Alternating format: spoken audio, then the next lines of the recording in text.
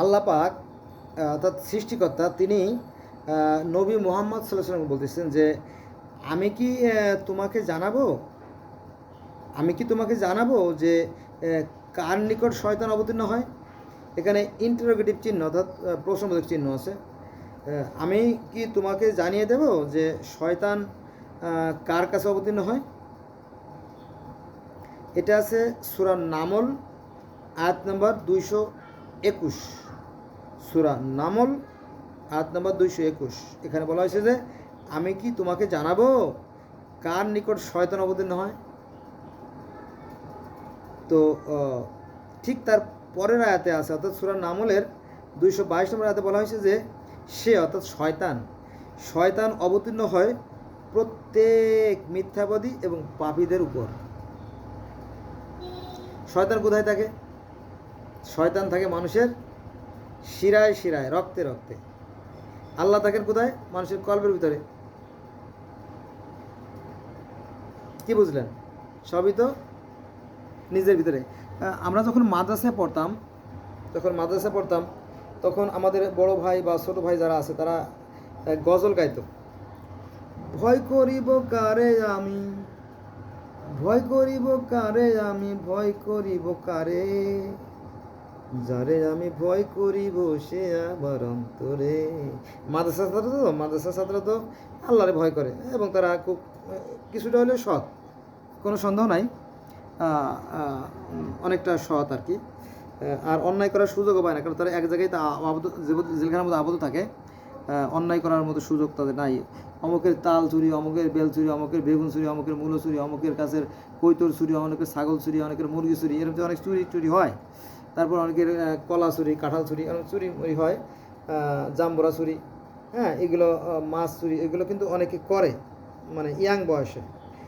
এটা একটা নর্মাল বিষয়। হ্যাঁ, এটা মানে যে চ্যাংড়া পোলাপান তো ও একটু করে থাকে আর কি। আমরা ওইগুলো করতাম।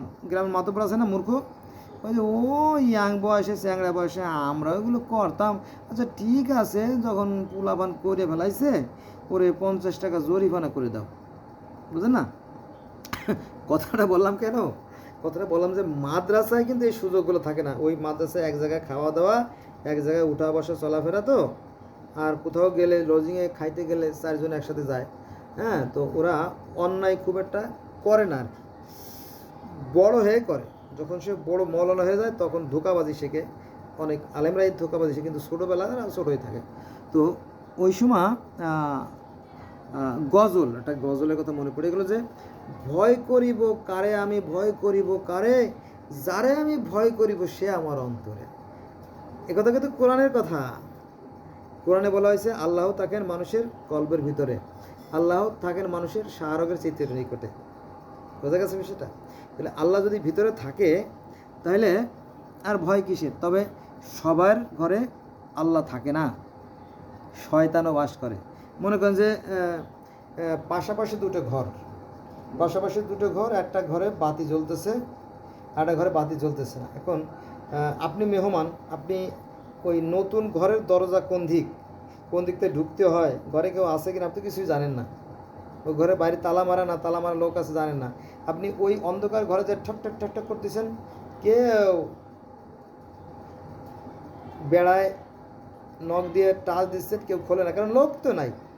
তারপরে পাশের ঘরে গেলেন, যে ঘরে আলো জ্বলতেছে, যাওয়ার পরে বলেন যে কী ব্যাপার, ওই ঘরে কেউ নাই? না, আমরা সবাই এই ঘরে আইছি, আড্ডা দিচ্ছি, গল্প করছি। ও তাই নাকি?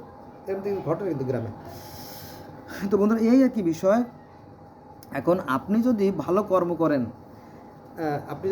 কর্ম করেন তাহলে আপনার ভিতরে একটা আলোর জগৎ, একটা জ্যোতি, একটা নূরের জগৎ সৃষ্টি হবে। একটা আত্মতৃপ্তি আপনি অনুভব করবেন, এমনকি মরার সময়ও আপনার চেহারা একটা নূর চমকাবে। হ্যাঁ, আর আপনি যদি অন্যায় কাজ করেন তাহলে আপনার ভিতরে একটা হীনমন্যতা, একটা জড়তা, একটা শঠতা, একটা সংকীর্ণতা, হ্যাঁ, একটা অতৃপ্তি, একটা অনাকাঙ্ক্ষা, হ্যাঁ, একটা ভীতি, ভয়, হ্যাঁ, ইত্যাদি ইত্যাদি। চোর মানে চোর তো না, পুলিশ একটা মনোভাব আপনাদের কাজ করে। এখানে একটু কথা বলি, কারণ আমরা তো সবাই গল্প শুনতে ভালোবাসি। এক লোক চুরি করে, বুঝছেন, এক লোক চুরি করে তা সে করছে কি ওই ঘরের পিছনে কিছু গাছ লাগাইছে, কিছু ডালপালা কাটাকুটো দিয়ে রাখছে যেখান থেকে লোকজন চলাচল করতে না পারে। আর ওই বেড়া আছে না ঘরের যে পিছনে, ঘরের পিছনে, সামনে তো দরজা, ঘরের পিছনে বেড়ার একটা সাইড কাটা আছে, মানে সুতা আলগা করা আছে যাতে আস্তে বের খাওয়া যায়, বেড়া শব্দ না করে। তো বউরে বলে রাখছে, ওনার বউরে বলছে, শোন, যদি পুলিশ আসে, যদি শুনিস পুলিশ আইছে, বা লোক তো এসে বলবে, পুলিশ তো আর দিনের বেলা আসে না, রাতের বেলা সাধারণত আসে, তো আসলে জিজ্ঞেস করবি কে, তখন যদি বলে থানার লোক, বা কথা শুনলে তো বুঝতে পারবি, হ্যাঁ, যদি বুঝিস যে পুলিশ লোক, তখন আমার একটু চিমটি মারবি, চিমটি মারবি, তো আমি সজাগ হয়ে যাব, এবং পিছনে দরজা যখন বের হয়ে যাব তখন দরজা খুলবি। আচ্ছা ঠিক আছে, এটা চোর তার বউরে শিখিয়ে দিয়েছে, বুঝছেন। তো একবার পুলিশের সোর্স আছে না, গোয়েন্দা, ওরা গ্রামে ঘুরতে এসে দেখা গেছে চোর বাড়ি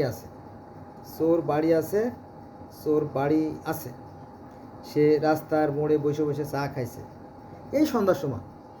তখন সে ফোন করেছে থানায় যে স্যার, যে বলো যে আসামি তো পাইছি, উনি তো আছে বাড়িতে।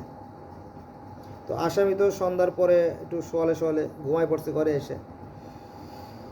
পুলিশ বেশি না, রাত 8টার সময় চলে আসে। তখন বুটের শব্দ, বউ তো টের পাইছে ঘটনা ঘটছে, বলে হ্যালো মফিজ মিয়া বাড়ি আছে নাকি, মানে চোর মফিজ মিয়া। তো বললো যে জি স্যার, উনি তো সিমটি মারছে, তাড়াতাড়ি উঠে উনি বেড়ার ফাঁক দিয়ে বেরোয় আস্তে আস্তে রওনা দিয়েছে। বলছে জি উনি তো বাড়িতে ছিল, এই তো বিকেলেও ছিল, সন্ধ্যার সময়ও ছিল, কিন্তু উনি হঠাৎ করে শ্বশুর বাড়ি চলে গেছে। কেন ওই যে আমার আব্বা ভীষণ অসুস্থ, তো হাসপাতালে ভর্তি।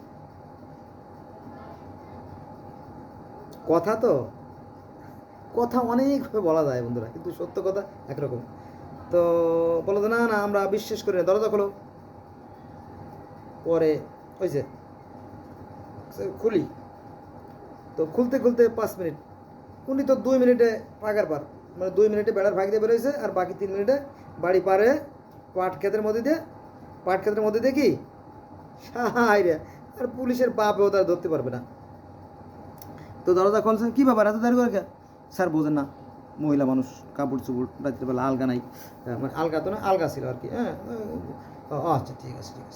তো দেখেন, তো পুলিশে তো আর ওই বেড়া, তারপরে ধান রাখা যে ডোল বা বাঁশি কোলা, এগুলো তো খুঁজবে না, বস্তা ড্রাম তো খুঁজবে না। একটু দেখলো, চোখের তলায় একটু লাইট মারলো, মাথার তলায় একটু লাইট মারলো, উপরে আসে নাকি একটু লাইট মারলো, তা বললো যে না, ঘটনা সত্যি, চোরের বউ বলে কথা। দেখেন, সত্য জিনিসটারে মিথ্যে বানাই ফেলালো, বোঝা গেছে। তো এরকম যারা ধোঁকাবাজি, যারা মিথ্যাবাদী, তাদের পরিণতি কেমন হওয়া উচিত বলেন? আবার মনে করেন যে যখন চোর ধরে, একজন চোরে ধরছে, আরেকটা ঘটনা, চোরে ধরছে পুলিশে, ধরার পরে বলছে এই মিয়া চুরি করছো, আল্লাহর কিরে স্যার, আমি জীবনেও চুরি করি না, আমি চুরি করি নেই। তখন বলো যে এটা কিরে কার্য দিচ্ছে, নিশ্চয়ই মন্দ না, চেহারা ছবিও তো ভালো, এ লোকদের দ্বারা চুরি সম্ভব না। তো পাশে বাড়ির মহিলা ডাক দিয়েছে, স্যার একটু কথা আছে। কী কথা? চোর লোক, দাগি চোর স্যার, জানেন না, এই মানে এই 16 বছর ধরে চুরি করে, কতবার যে ধরা পড়ছে, কত মামলা তার বিরুদ্ধে আছে, ওরে আপনার নিয়ে যান, শিখে যাবে। তো সবাই বলে যে ও দাগি চোর, আর ও তোকে আল্লাহর কিরে, কি মুশকিল।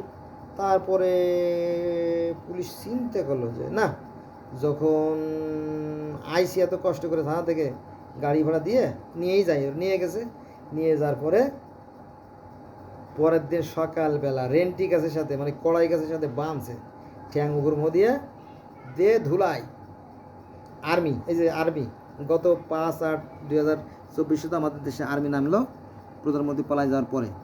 তো এরকম আর্মিতে যখন পাছায় তুলে বাড়ি দেয় তখন জি আব্বা, জি খালুজান, জি দুলা ভাই, হ্যাঁ, কি বলবে না বলবে ঠিক পায় না, জি আমি চুরি করছি, চুরি করতাম এই করে, ঠিক তো সব কথা ওসি সাহেবের সামনে বয়, পরে গল গল গল গল করে সব সত্যি কথা বলে দিয়েছে, খালি দুটো বাড়ির চোটে, কিরে কি খবর, জি স্যার ভালো, চুরি করিস কত, করে স্যার আমি ওই ছোটোবেলা থেকে চুরি করি, ওই বন্ধু বান্ধব পাল্লায় পড়ে এই চুরি করা শিখছি, এটা খুব চুরি করা খুব মজা, একদিনে কাজ করলে আর বাকি মাস ভরে খাওয়া যায়। আচ্ছা তো এ পর্যন্ত কী কী করছিস, স্যার সে মালপত্র কই, স্যার চুরি করছি আর বিক্রি করে খাইয়ে লাইছি, তেমন কিছু নাই, অল্প কিছু আছে, যা আছে তাই আন। পরে তার বউরে ফোন, শোনো আমার অবস্থা সংকটাপন্ন, বাঁচতেও পারি মরতেও পারি, ওসি সাহেবের সামনে বসে কথা বলতেছি। পরে ওসির ফোন ধরাই দিছে, হ্যাঁ হ্যাঁ উনি আমার সামনে আছে, ওর অবস্থা ভালো না, তুমি কি করবা করো, স্যার আমার স্বামীরে বাঁচান, কি করব, পরে তোমার গহনা গাড়ি যা আছে সব নিয়ে এসো, অনেক গাড়ি, চোরে তো চোরের কাছে তো সস্তা মনে হয়েছে, কিন্তু ওসি সাহেবের কাছে বেশ দারুণ, বুঝছেন, 10-12 জোড়া গহনা গাড়ি, টাকা 2 লাখ, হ্যাঁ অনেক কিছু টুকলাটা নিয়ে তাড়াতাড়ি পাঠাওতে করে চলে আসে, আসার পরে ওসি সাহেবের কাছে দিয়েছে, স্যার একটা 2 লাখ টাকা আছে, আর গহনা গাড়ি যা আছে তা মিলে আর 2-3 লাখ টাকা হবে, প্রায় 5 লাখ। তো দারোগা তো মহা খুশি, আমার যে ঘুষির টাকা, আমি যে দারোগা কিন্তু চোর, কারণ উনি তো 20 লাখ টাকা দিয়ে চাকরি নিয়েছে, উনিও চোর, কাছে যাক ভালোই হয়েছে, কপাল ভালো, হ্যাঁ আমার যে ঘুষের টাকার অনেকটা উঠে আসলো, কারণ আমার তো তা বললো ঠিক আছে শোন, এই টাকার কথা বাইরে যারা কনস্টেবল তাদের সাথে বলা বলি করো না, কারণ কারণ ওসিও তো চোর, বুঝলেন না, তো ওখান থেকে খুশি হয়ে ওই 5,000 টাকা, মাত্র 5,000 টাকা বের করে ওইটা কনস্টেবল ডাক যায়, রায়হান সাহেব বলো, জি স্যার, এই নাও এইটা তোমরা মিষ্টি কিনে খাও, 5,000 টাকা দিচ্ছে, মিষ্টি কিনে খাও, ভ্যান ভাড়া লাগছিল মতো 200 টাকা, ওটা তো সরকার বহন করবে, তো বলো যে এটা তোমরা মিষ্টি কিনে খায়া আর ওটা ছেড়ে দাও, ব্যাস স্যার গরিব মানুষ। কিন্তু ওদিকে ওসি সাহেব তো মহা খুশি, সমস্যা নেই, মনে মনে ভাবতেছে চুরি আরও কর, আমার তো ওদিকে ওসি সাহেব বলতেছে যে আমার তো ঘুষের যে টাকা ওটা তো আমার তুলতে হবে, তার মানে কি ওদিকে স্বরাষ্ট্রমন্ত্রীরা কিন্তু ঘুষ দিয়েছে, তাই না, উনিও চোর, দারোগাও চোর, এত চোর আছেই, বুঝছেন, তো ওই গরিব মানুষ চিরকালই গরিব, তো এই দুনিয়াতে বিচার হবে না বন্ধুরা, দুনিয়াতে বিচার হবে না, হ্যাঁ, কারণ অধিকাংশ মানুষ মিথ্যে কথা বলে, শতকরা 90% লোক মিথ্যে কথা বলে, হ্যাঁ, বিচার হবে না, আর এটাই খেলা, সৃষ্টিকর্তা ওই একটু ভালো মন্দর জ্ঞান দিয়ে মানুষটা ছেড়ে দিয়েছে, দেখি তুই কি খেলা খেলতে পারিস, দেখি আর কি, অনেক সময় দেন না ওই ছোটো বাচ্চাদেরকে নিয়ে এরকম থির দেয়, এই মানে হাতের পর দাঁড় করায়, তখন যখন কাজে পড়ে যায় তখন আবার করলে নেয়, হ্যাঁ এরকম, তো ঠিক সৃষ্টিকর্তা এই ভালো মন্দ সৃষ্টি করছেন মানুষকে পরীক্ষা করার জন্য। এখন আপনি কোন পথে যাবেন, ভালো পথে যাবেন না মন্দ পথে যাবেন, তারপরে একান্ত অভিপ্রায়, যদি আপনি ভালো কাজ করেন তাহলে আপনি এই পৃথিবীতে একটা আত্মতৃপ্তি পাবেন, আর পরকালে পাবেন মহাসাফল্য, কারণ মরতে তো হবেই, তাই না, এটা কি বিধান, জন্ম হইলে মরিতে হবে। আল্লাহ ওই কথাই কোরআনে বলছেন যে আমি জন্ম এবং মৃত্যু সৃষ্টি করেছি মানুষকে পরীক্ষা করার জন্য, এবং মানুষকে ভালো এবং মন্দের জ্ঞান দিয়ে সৃষ্টি করেছি, এখন মানুষ কোন পথে যাবে, তার একান্ত অভিপ্রায়, বোঝা গেছে এটা। এই যে আমাদের বিচারপতি, প্রধান বিচারপতি আনিস সাহেব, উনি 70 লক্ষ টাকা নিয়ে পালাইতে গেছে, কেন এটা পালাইতে গেলি কেন, তাই না, তার ভিতরে একটা ভীরুতা, কাপুরুষতা, একটা দুর্বলতা কাজ করতেছিল, তাই পালাইছে, আমি তো পালাই নেই, আমার মতো আরও অনেক লোক আছে পালাই নেই, তারা বুকে বরং একটা কথা বলি বন্ধুরা, আমার কথা কিন্তু বেড়ে যাচ্ছে, মাইন্ড করবেন না প্লিজ, না, তো সেদিন গাবতলির যে রাস্তা, দুটো লেন, ওই পাশে পিক আপ, এ পাশে রাস্তা কিন্তু চাপা, তো ওই চাপা রাস্তার একটা সাইডে ডাবের দোকান। আমি বললাম যে ভেরি ব্যাড ভাই, তুমি যে ডাবের দোকান বসাইছো তোমার কারণে শত শত গাড়ি আটকে গেছে, হাজার হাজার লোক ভুগছে। আমিও গাড়িতে ছিলাম, আমিও গাড়ি থেকে নেমে হাইটে আইছি। এটা কই পাইছো ফাজলাম? গাড়ি সরাও। আপনি কেডা? আমার কথা শুনুন না। তখন আমি একটু পরে পুলিশ বললাম যে পুলিশ সাহেব, আমার কাছে পরিচয় আছে, একটা পরিচয় আছে আমার কাছে, একটা পরিচয় আছে আমার। তো আমি বললাম যে স্যার এ আমার পরিচয়। তো বলো কী করতে হবে? বললো যে এই ওই দেখেন, ওই যে দেখা যায় ডাবের দোকান, এই একটা রাস্তা বন্ধ করার কারণে হাজার হাজার লোক ভুগতেছে। এটা তো আমার ডিউটি না, আমার ডিউটি তো এখানে জ্যাম ছাড়ানো। আমি বলছি যে সেটা আমিও জানি, আপনিও জানেন, সমস্যা নেই, আপনি আসেন। পরে যাবি কোথায়? পরে আমি ক্যামেরাটা ধরলাম। আমার এই যে আমার এই যে চ্যানেলটা দেখতেছেন না, এর পিছনে গেলে আপনারা ওই পাবেন, মানে পুলিশের ইয়েও আছে, ভিডিও আছে ডাবের কাহিনী নিয়ে। যদি আপনারা দেখতেন, যদি আপনারা একটু সত্যকে খোঁজার চেষ্টা করেন তাহলে পেয়ে যাবেন। তো তারপরে পুলিশ আসলো, পুলিশ আসলে তো আমার সাহস বেড়ে গেল।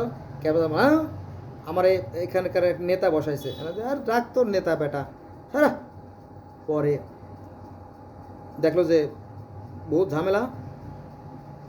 পরে আস্তে আস্তে ভ্যানটা সরে নিয়ে গেল। আমি চিনি না, এই পুলিশও চিনি না, ওই ভ্যানালারও চিনি না, কে কার কী জেনে দেখলে অন্যায় করতেছে, এই অন্যায় প্রতিবাদ করা আমার কাজ। পরে চলে গেল, আমি আমার কর্মে চলে গেলাম।